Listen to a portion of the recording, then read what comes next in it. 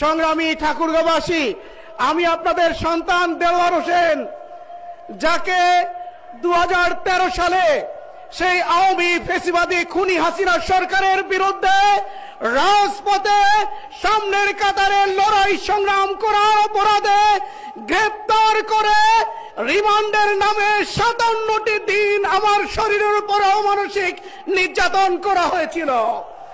আমার মাথা থেকে পা পর্যন্ত প্রত্যেকটি অঙ্গ প্রত্যঙ্গকে তারা জুলুমের স্টিম লড়ার চালিয়ে এই পৃথিবী থেকে আমাকে বিদায় করে দেওয়ার ষড়যন্ত্র করেছিল। সম্মানিত ভাইরা আমার, আউযু বিল্লাহি মিনাশ শাইতানির রাজিম, বিসমিল্লাহির রহমানির রহিম।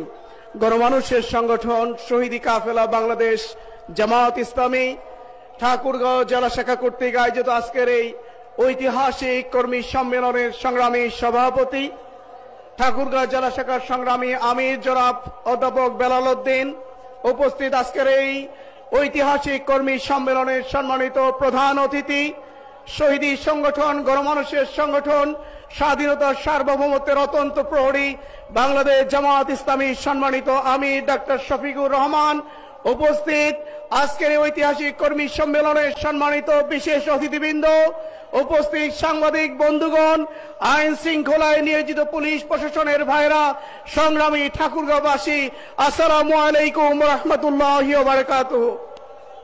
সংগ্রামী ঠাকুরগাঁওবাসী, আমি আপনাদের সন্তান দেলোয়ার হোসেন, যাকে 2013 সালে সেই আওয়ামী ফেসিবাদী খুনি হাসিনা সরকারের বিরুদ্ধে রাজপথে সামনের কাতারে লড়াই সংগ্রাম করার অপরাধে গ্রেপ্তার করে রিমান্ডের নামে 57টি দিন আমার শরীরের উপর অমানসিক নির্যাতন করা হয়েছিল।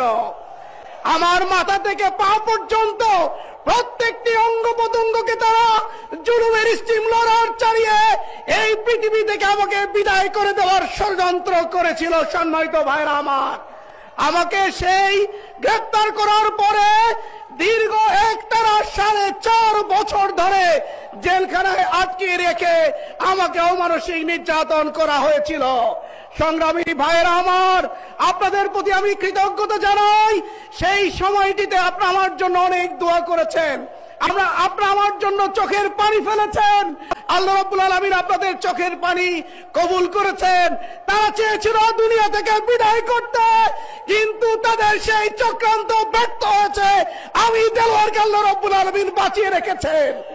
সংগ্রামী ঠাকুরগাঁওবাসী, আমাকে যেভাবে আমার মতো অসংখ্য যুবকদেরকে, অসংখ্য তরুণদেরকে যেই সময়টি সমাজের জন্য, রাষ্ট্রের জন্য অনেক করণীয় ছিল, যেই সময়টিতে রাষ্ট্রের জন্য, সমাজের জন্য অনেক কাজ করার ক্ষমতা আমাদের ছিল, সেই সময়টিতে আমাদেরকে কারাগারে বন্দী করে দেশকে, সমাজকে বঞ্চিত করেছিল এই খুনি হাসিনা সরকার। সংগ্রামী ভাইরা আমার, আমরা বলতে চাই আমাদের প্রিয় এই ঠাকুরগাঁওকে আমরা উন্নয়নশীল ঠাকুরগাঁও পরিণত করতে চাই। সন্ত্রাস মুক্ত, চাঁদাবাজ মুক্ত, দখল মুক্ত, নিরাপদ ঠাকুরগাঁও গড়ার প্রত্যয় ব্যক্ত করছি আমরা। আপনারা জানেন আমাদের এই ঠাকুরগাঁও একটি বিমানবন্দর রয়েছে, কিন্তু ওই পার্শ্ববর্তী দেশের প্রেসক্রিপশনে খুনি হাসিনা সরকার সেই বিমানবন্দর বন্ধ করে আজ পর্যন্ত চালু হতে দেয় নাই। আমরা বর্তমান সরকারকে বলবো অবিলম্বে আমাদের এই বিমানবন্দর চালু করা হোক। আপনারা জানেন আমাদের এই উত্তর অঞ্চলের প্রত্যন্ত এলাকা হলো ঠাকুরগাঁও। এখানকার অধিকাংশ মানুষ নিম্নবিত্ত আয়ের হওয়ার কারণে স্বাস্থ্য সেবা থেকে আমরা বঞ্চিত। আমরা বর্তমান সরকারকে বলবো আমাদের এই অঞ্চলে ঠাকুরগাঁও অবিলম্বে আমরা একটি মেডিকেল কলেজ চাই, যে মেডিকেল কলেজ স্থাপনের মধ্য দিয়ে এই অঞ্চলের মানুষ স্বাস্থ্য সুবিধা পাবে। আমরা বলতে চাই, আমরা শুনেছি এই অঞ্চলে শিক্ষার প্রসারের জন্য একটি বিশ্ববিদ্যালয় করার পরিকল্পনা করা হয়েছে, কিন্তু আজও পর্যন্ত তার মুখ দেখি নাই। আমরা অবিলম্বে আমাদের এই ঠাকুরগাঁও বিশ্ববিদ্যালয় চালু করতে হবে। আমরা বলতে চাই ঠাকুরগাঁও একটা কৃষি নির্ভর একটি জেলার নাম। এখানকার অধিকাংশ মানুষ হলো কৃষির সাথে জড়িত। সুতরাং আমরা ঠাকুরগাঁয় একটি কৃষি ইনস্টিটিউট করতে চাই। আমরা বর্তমান সরকারের কাছে আবেদন করব অবিলম্বে আমাদের এই ঠাকুরগাঁয় একটি কৃষি ইনস্টিটিউট দেওয়ার জন্য। সম্মানিত ভাইরা আমার, আমি পরিশেষে বলতে চাই, এখনো আমাদের শহীদদের রক্তের দাগ শুকিয়ে যায় নাই। যাদের শাহাদাতের বিনিময়ে, যাদের রক্তের বিনিময়ে আজকে একটি বৈষম্যহীন একটি মুক্ত বাংলাদেশ পেয়েছি, আজকে বিশাল সমাবেশ করার সুযোগ পাচ্ছি, সেই শহীদদের রক্তের দাগ এখনো শুকিয়ে যায় নাই।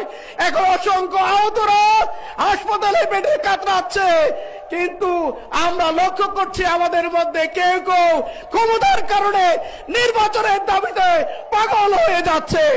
আমরা বলতে চাই, অবিলম্বে আগে খুনিদের গ্রেপ্তার করে তাদের বিচারের আওতায় আনতে হবে। এই খুনি হাসিনা বাংলাদেশ থেকে পালিয়ে গিয়ে ভারতে আশ্রয় নিয়েছে। আমরা অবিলম্বে ভারত থেকে তাকে গ্রেপ্তার করে বাংলাদেশের মানুষের সামনে তার বিচার সম্পূর্ণ করতে হবে। তার নির্দেশে অসংখ্য মানুষকে পাখির মতো গুলি করে হত্যা করা হয়েছে। আমরা এর বিচার চাই। আমরা বাংলাদেশের মানুষের সামনে যেই ট্রাইব্যুনালে আমাদের নেতৃবৃন্দকে ফাঁসি দেওয়া হয়েছিল, সেই একই ট্রাইব্যুনালে শেখ হাসিনা সহ তার নেতৃবৃন্দর ফাঁসি কার্যকর করতে হবে। পরিশেষে আবারও আমার ঠাকুরগাঁয়ের প্রিয় ঠাকুরগাঁওবাসীকে আমি অনুরোধ করব, আসুন আমরা নিরাপদ ঠাকুরগাঁওর জন্য সংগ্রাম করব। আমরা চাঁদাবাজ মুক্ত, দখলবাজ মুক্ত, বৈষম্যের একটি ঠাকুরগাঁওর জন্য লড়াই করব। প্রয়োজনে আবার যদি 5 আগস্ট করতে হয়, আবার আমরা রাজি আছি। আমাদের যুদ্ধ এখনো শেষ হয় নাই। যতক্ষণ পর্যন্ত আমাদের এই বাংলাদেশকে আমরা নিরাপদ বাংলাদেশে পরিণত করতে না পারবো, বৈষম্যহীন বাংলাদেশে পরিণত করতে না পারবো, ইসলামের বাংলাদেশে পরিণত করতে না পারবো, ততক্ষণ পর্যন্ত আমাদের সংগ্রাম চলবে অবিরাম। খোদা হাফেজ।